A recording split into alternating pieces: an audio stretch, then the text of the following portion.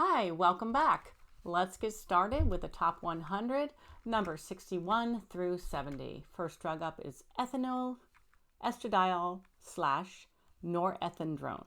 Now you can imagine we don't want to have to say that, so we have brand names for all of these, and many of them are generic brand names, which means they're actually made by a generic company. This one, it's hard to see, but it says Watson, and that is made by this one is called microgestin, and it's made by Watson. Microgestin has a bunch of combinations. They've got microgestin Fe, which is with iron in this last row. They have microgestin without the Fe, where the last row is either missing or it has four. The fourth row is all white pills, which is placebo and has no medicine in it. And they're going to say 1/20, that's the strength of the ethinyl, estradiol, norethindrone, or it could be 1/35, it's 35 micrograms or 20 micrograms of the norethindrone. So there's a lot of different combinations. There's other brands too. And so let's move on. These are oral contraceptives. That is sometimes going to be in their chart as OC. Sometimes even BC, like birth control, but that's not the professional way to write it. We call them oral contraceptives. And they're also used to regulate hormones, which will in turn lessen the menses. So if there's a heavy flow, doctors can put patients on this so that they have easier periods. It prevents births by preventing ovulation. Ovulation is when the egg is released. So if there's no egg, sperm can't get there. So that's one way. There's actually three ways that birth control works.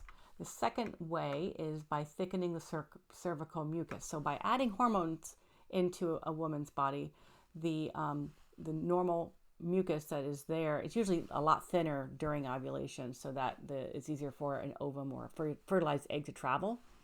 And it will be thicker, so it'll be much more difficult if it did get fertilized to continue on and travel to the uterus, where it could then be implanted in the uterus. So the third way that it helps is to prevent a birth is by thinning the endometrium. So these hormones cause the endometrium lining of the uterus to not build up as much. So you have basically a lighter period and a hostile environment if there happens to be a fertilized egg. If it gets that far, it's not going to implant. It's not foolproof though. So if a patient isn't consistent in taking their pill every 24 hours, especially if they miss some in this late in the second week, they are increasing their chances of getting pregnant. So the last week again is a placebo or iron. Now there are some birth controls. This isn't one of them, but there are some where the birth control doesn't have a week off on the fourth week. And I would like to tell you too that it's a little blurry, but it starts on Sunday. And the reason we do that, we start the patient on the Sunday after their period starts. So if their period starts and they're not on anything and it starts on a Wednesday, then they will wait until Sunday and they will start taking their pills. And that will put them on track so that when they run out the end of week 3, the withdrawal of the hormones is what causes the period. And about a day or two later, they will start their period and have a period-free weekend. All the weekends will be period-free, and that's the whole idea with starting on a Sunday. So that's a good thing. There are many interactions with many seizure medications, I should say. So if a patient is epileptic, they're going to need to find an alternate method. Hormone medication will not work to prevent a pregnancy. And if the patient's a smoker, they are increasing the risk of a DVT. Okay, that's deep vein thrombosis. That's when they can have a clot and it can travel to the brain and they can have a stroke or to their heart. But that's where it originates. So next we're going to have Hyzar. Hyzar is let's take a look at it. Has 2 medications in it. It has losartan. We don't have to say the salt, which is potassium. It has losartan and hydrochlorothiazide. So it has 2 blood pressure medications in it. All right. This one happens to be 100 milligram / 25 milligrams. So that means 100 milligrams of losartan, 25 milligrams of the HCTZ. It's a combination of the losartan, which is an angiotensin receptor blocker, ARB, and hydrochlorothiazide, which is a thiazide diuretic. And it will help with lowering blood pressure and removing fluid, both at the same time. So they put these two in the same pill for convenience. And I believe we covered these already. I want to just point out, this can be easily confused with lisinopril / hydrochlorothiazide 10-25 milligrams, because both start with L and both start with 10, although this one's 100. You see the 10 and you're moving fast or something. So it's very important to look. When you see this medication, slow down and look. There's also a 100 milligrams / 12.5. So, 25 and 12.5 are very easily to mix up when you're moving fast. So we got to slow down. This can cause dizziness, like all blood pressure medications can do, especially when the person first stands up. If they've been lying down and they stand up and they start walking, that's when they experience the orthostatic hypotension. Their blood pressure just kind of falls. It just falls. They feel dim. Patient needs to move slow. They need to stand up slowly and wait to count to 10 or sit on the edge of the bed. Okay. Usually after a few days, that resolves. But if it continues and the patient is complaining, get them in for an appointment so the doctor can adjust their medication, either make a change in the dosage here or change to something else if they can't tolerate it. And like many blood pressure medications, the potassium needs to be monitored. And it can also increase uric acid levels. So you have to think about a patient who has gout. Well, you might not think about this, but the pharmacist or the doctor might look and say, they've got gout. Maybe they shouldn't be on this medication. Maybe this is causing their uric acid levels to rise. So it's good information to know. The box warning is fetal toxicity. All right, let's move on. Next up, we have oxycodone.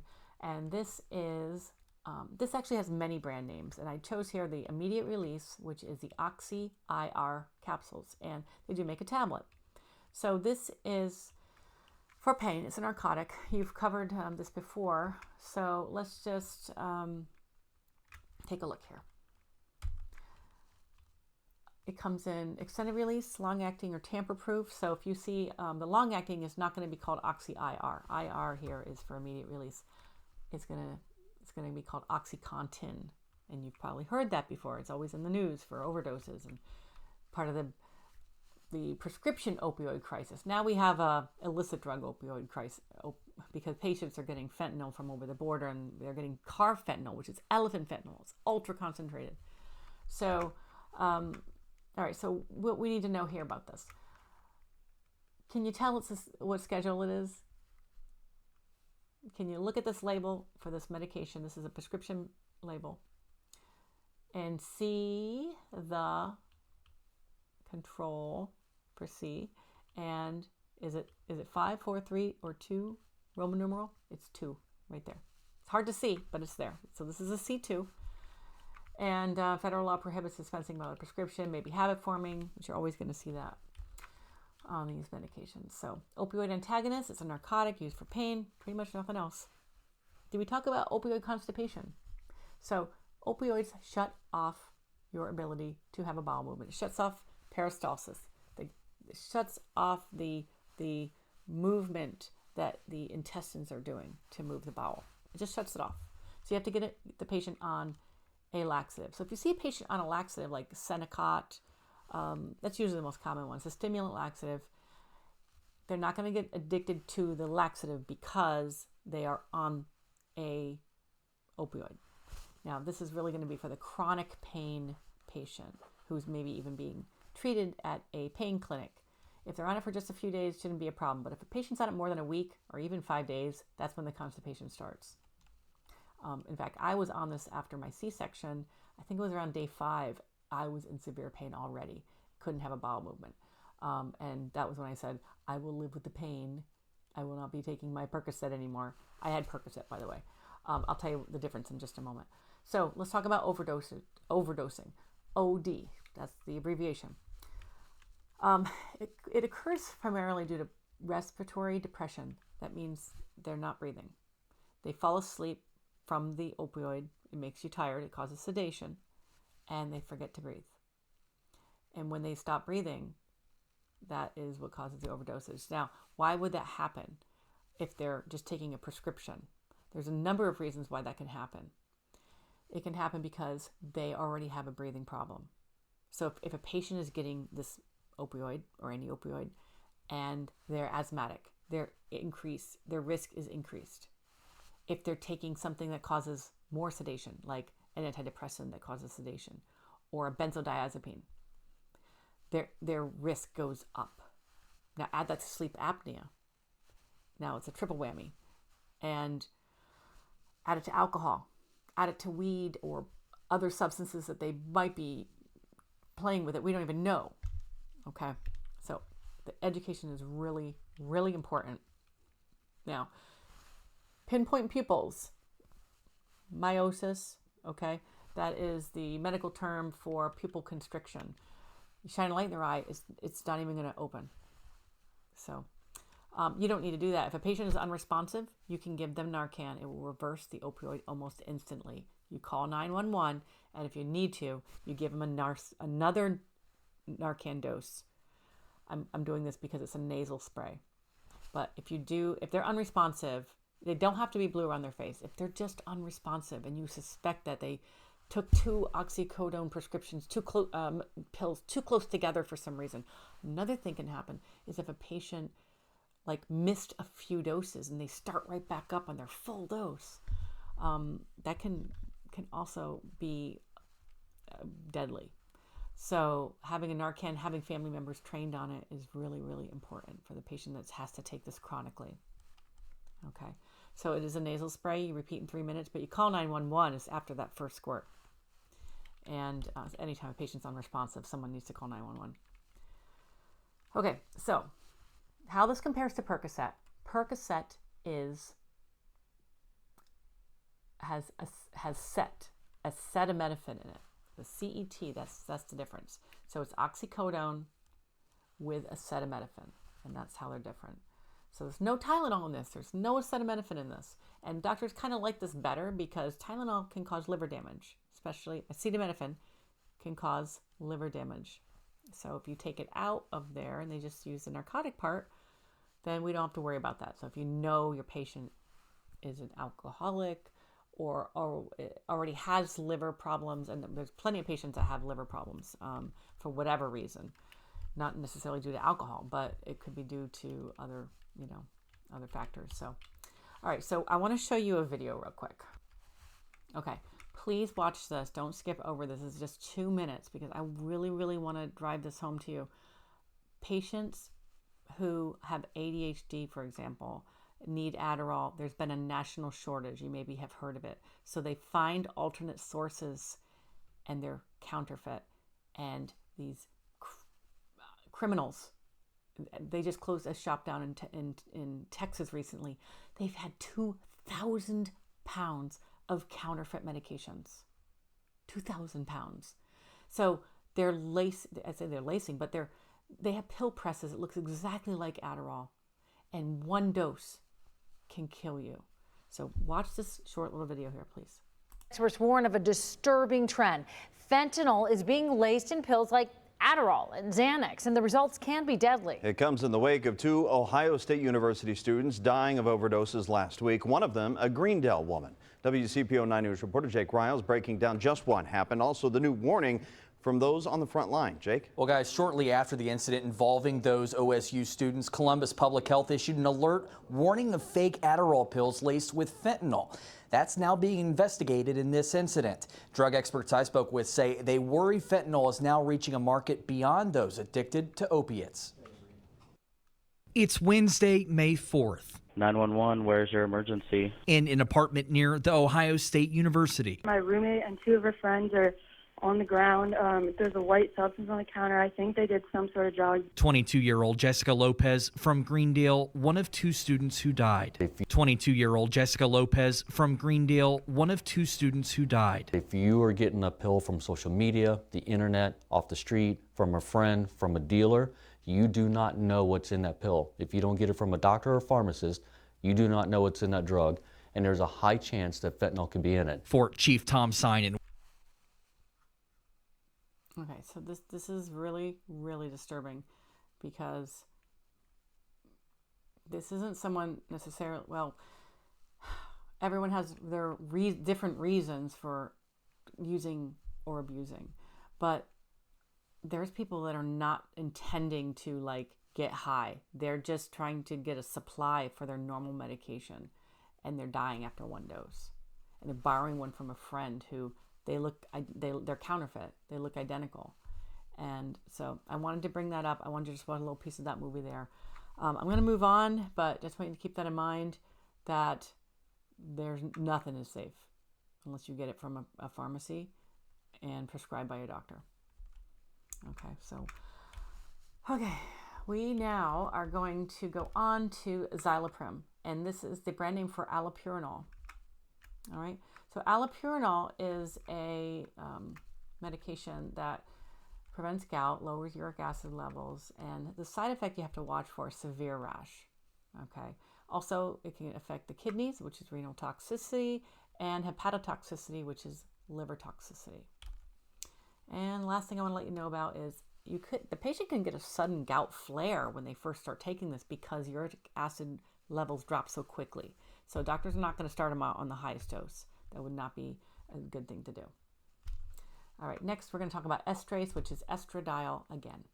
So this is different. This is a higher dose, and this is used for hormone replacement therapy, like for a patient who has severe menopausal symptoms. It's not used as frequently as it used to be. It pretty much, if a woman turned 55 years old, when I first got out of pharmacy school, they were on this medication. Now it's sort of case by case. And because of the risk of the venous thromboembolism, which is a type of embolism, clot. So it's available as tablets. That would be, systemic. And it's available as patches, also systemic. They put it on a hairless part of their skin.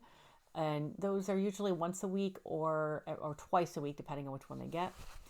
And then there's actually creams, which are great because you don't have the same side effect profile. It's just being applied locally. It comes with like a little applicator, and you draw out 1 or 2 grams, whatever the prescription is written for. And the doctor's going to prescribe it either, it might be once a day for a week or two, and then every other day or twice a week, depending on. So they use this that's not really going to help with hot flashes, but it does help with the vaginal atrophy as things start to shrink with old age and become less moist. So that dryness and that cracking that can happen, and even bleeding, can be treated with a cream. And it doesn't go throughout your bloodstream, so the side effects are going to be much, much less.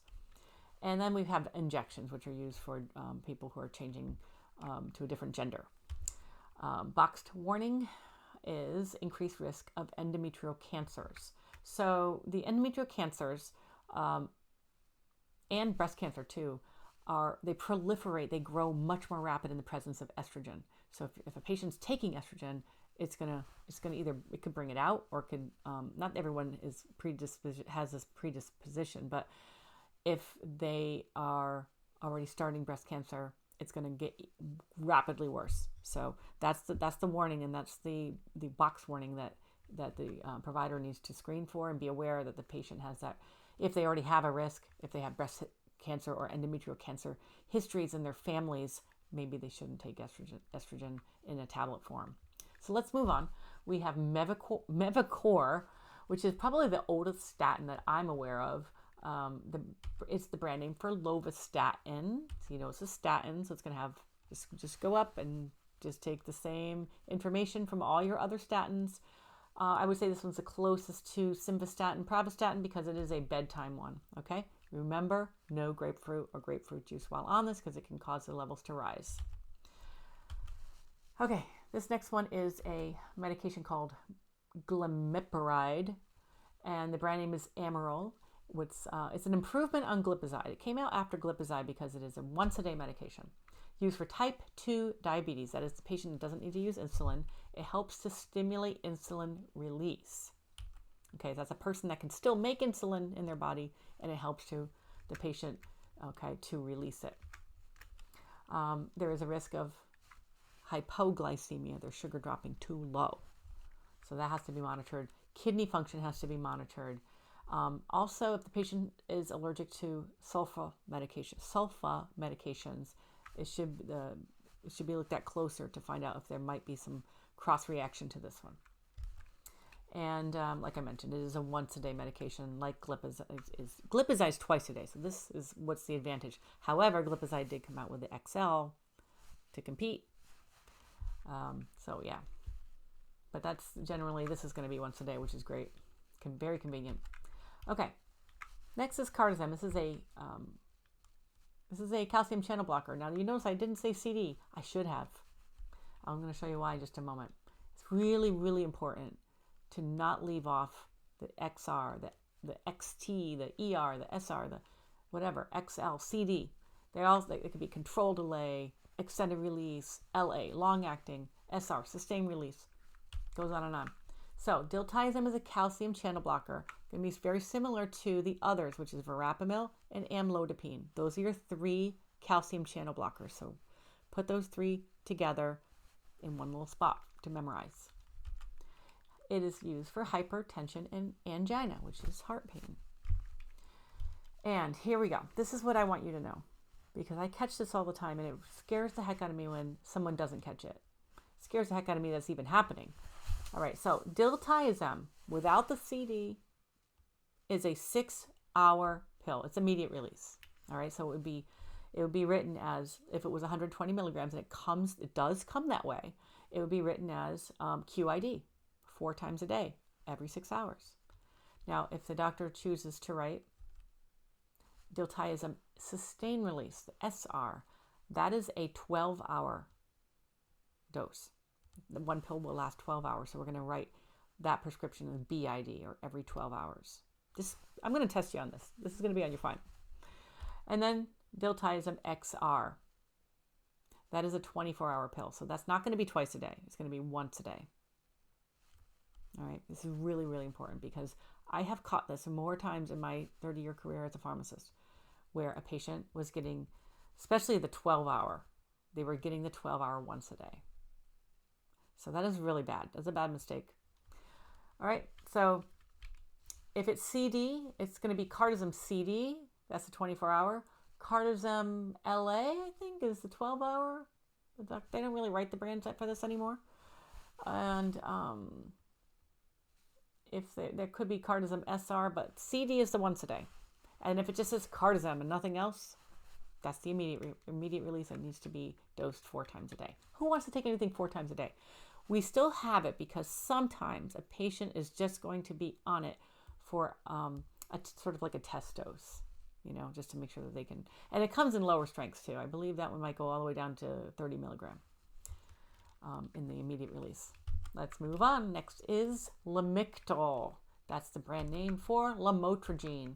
It is used for seizures and also bipolar 1 disorder. And if I didn't tell you already, there are 2 types of bipolar. Bipolar 1, which is the traditional. It takes someone, they cycle between manic and depressive over long periods. They might be manic for a couple weeks, depressed for a couple weeks, and then there's bipolar 2, where they can switch throughout the day. So this is for seizures and bipolar 1 disorder, and that's all the FDA ever approved it for. It slows overactive electrical signals in the brain. Okay. Many other seizure drugs cause lamotrigine levels to increase or decrease. So there's a lot of drug interactions with this one. For example, valproic acid, another seizure medicine, it causes a 2-fold increase, which means Lamictal levels in the person's body could actually double. And then, for example, another seizure medicine called phenobarbital causes lamotrigine levels to decrease by 40%. So if a patient is on more than one seizure medicine, we should look at that again and say, we just may be tapering off of one and tapering up on the other. It's unusual for them to be on 2 unless they're very, very different chemically, or they don't interact. So the advantage with this medication is that there's less weight gain than with some of the other seizure medicines. And also there's less sedation. They're not going to be as tired. And there is a warning of serious skin rashes. So if a patient is on this medication and they develop a skin rash, it needs to be looked at further. It needs to be taken seriously. It might not just be poison ivy. Okay, now this is Ozempic. Ozempic, you've heard about, I'm sure. The generic name is semaglutide. And there are some sisters to this medication, Mounjaro, Zepbound, and you can tell because they all end in this glutide. They're used for type 2 diabetes. They are GLP-1 receptor agonists. That stands for glucagon-like peptide 1 receptors. And it is a once weekly injection, same day every week. They have to start at the lowest dose. For Ozempic, it's 0.25 milligrams once a week. And after a month, they go up to the next strength, which is 0.5 milligrams, 0.5 milligrams. After that, they'll go to 1 milligram, and then the highest 2 milligrams. And they have to taper. If a patient misses 2 doses, they have to start all over again. So that's something in the pharmacy we're monitoring, and you can also be monitoring that in the doctor's office. And of course, we know when they're actually buying it, but you might say, well, the patient hasn't, we only gave them 1 refill and it's been 6 months. Well, something's up. You can call a pharmacy and find out and ask the pharmacist for a fill history, and the pharmacist will give you that information. So it's very helpful. All right, so the goal is to get the hemoglobin A1C under 7%. And so if they reach the 1 milligram weekly and they're under 7%, the doctor's going to keep them on that dose. Now, if they also, are at 1 milligram, but they're having severe nausea, the doctor's not going to increase the dose, even if their hemoglobin A1C isn't where it needs to be. They're not going to increase the patient to reach the A1C if they're having side effects. So they'll stop once they get side effects, or they'll stop once they get to less than the goal hemoglobin A1C, whichever happens first. And by the way, hemoglobin A1C is a blood glucose test that is a little different than the one that they prick their finger and check every single day, or wear a little, quarter-sized disc that they put their phone up to and they scan. They're like, oh, my blood sugar is 120. Those are called continuous glucose monitors. And the difference with this particular lab is this gives the patient an idea of like an average of all their glucose levels over the last, I think it's 6 weeks. So it's a really good number to know. And it does, as you know, can promote weight loss. So it slows down their digestion so they feel full and they're not eating as much. And many insurances are not covering this for weight loss, which I disagree with, because if a patient loses weight, they're going to be healthier. So if there's criteria, like if a patient BMI is a certain thing, I don't know why they can't cover it. So there is prior authorization. Doctors will go through a prior authorization process, and often they can get it covered for the patient. But it does cost about $1,000 a month to the insurance company, and we have lots and lots of people on this. And pharmacies aren't getting reimbursed, actually, the full amount. They're getting reimbursed cost, but nothing extra. So pharmacies aren't making a lot of money. The manufacturers are.